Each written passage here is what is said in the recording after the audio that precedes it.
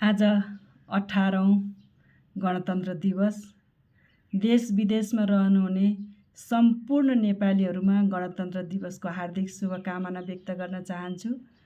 यो गणतन्त्र ल्याउनको लागि आफ्नो आहुति दिनुहुने ती महान शहीदहरूप्रति हार्दिक श्रद्धाञ्जली, घाइते अपाङ्ग बेपत्ता व्यक्तित्वहरूमा हार्दिक सम्मान व्यक्त गर्न चाहन्छु र जनयुद्ध, जनआन्दोलन, मधेस आन्दोलन, जनजातीय आन्दोलन लगायत सम्पूर्ण तह र तबकाका नेपालीहरूको योगदान र बलिदानले मात्रै यो गणतन्त्र सम्भव भएको हो।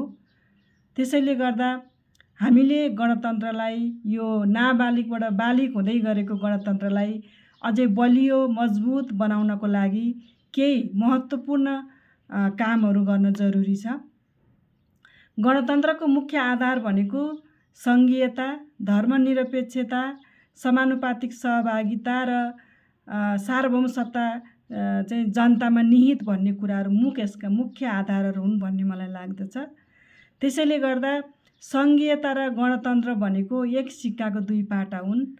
अहिले हामीले बजारमा विभिन्न असन्तुष्टिहरू हामीले देखिराखेका छौँ कि गणतन्त्र चाहिँ ठिक भएन अथवा सङ्घीयता खर्चिलो भयो, चाहिँ भ्रष्टाचार मौलाउँदै गयो, एउटा राजालाई फालेको फेरि धेरै राजाहरूलाई पाल्नुपर्ने परिस्थिति आइरहेको छ, धर्ममा चाहिँ विकृति आइरहेको छ लगायतका जुन असन्तुष्टिहरू चाहिँ सडकमा पोखिएका छन्, त्यो कुराहरूलाई मध्यनजर गर्दै चाहिँ सबैजना यसमा केन्द्रित हुन जरुरी छ। विशेष त राजनीतिक दलहरू र त्यसका नेताहरूले यसमा ध्यान दिन जरुरी छ कि सङ्घीयतालाई मजबुत बनाउनको लागि शक्ति पृथकीकरणको सिद्धान्तलाई लागू गर्न जरुरी छ र धर्मनिरपेक्षता अथवा धर्ममा नमान्ने होइन कि सबै धर्महरूलाई समान हक र समान अधिकार दिने हो यसको अर्थ भन्ने कुरामा चाहिँ हामीले जनचेतना फैलाउन जरुरी छ र समानुपातिक सहभागिताको सिद्धान्तलाई व्यवहारमा लागू गर्न जरुरी छ। यो सँगसँगै चाहिँ नेपाली जनताका आधारभूत आवश्यकताहरू र विकास निर्माणका योजनाहरूलाई व्यवस्थित गर्दै शिक्षा, स्वास्थ्य र रोजगारमा योजनाहरू बनाउन सक्यौँ भने हामी गणतन्त्रलाई अगाडि बढाउन सक्छौँ र गणतन्त्रको पूर्णतासँगै हामी समाजवादको दिशामा पनि अगाडि बढ्न सक्छौँ।